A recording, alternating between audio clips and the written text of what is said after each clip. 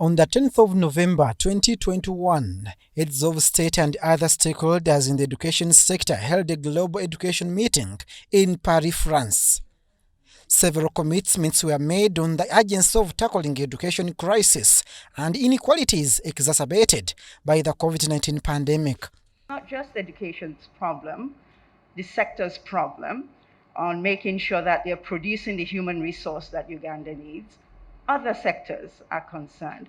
And where is that space where this discussion and the trade-offs are happening? Where is that space where the priorities of the priorities are being made? Because we know the priorities. Among other commitments was to increase investment in the education sector for equity, quality, and efficient education to guarantee future generation.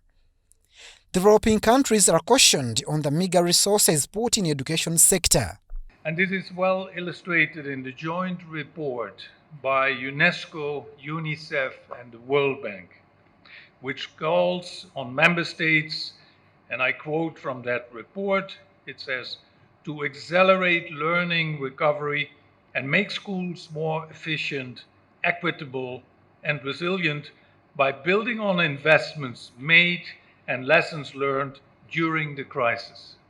Through leveraging on technology, education ministry is intending to improve on the inclusivity of education among Ugandan children. Reinvent our wheels and change course, because the future of our people, the future of our country and our livelihood will depend on the robust education system that can deliver knowledge and skills to enhance production and productivity. The ministry is appealing to the government to fasten programs of power distribution and internet infrastructure building to support new strategies in the education sector. We need to think financing. Even as we talk about these special programs, special policies, special initiatives, we need to think financing of the education sector. In the Paris Declaration of November 2021, stakeholders committed to allocate at least between 4 to 6% of their GDP in the education sector and devoting a reasonable share of the national stimulus packages towards education, particularly supporting marginalized learners and social-emotional recovery.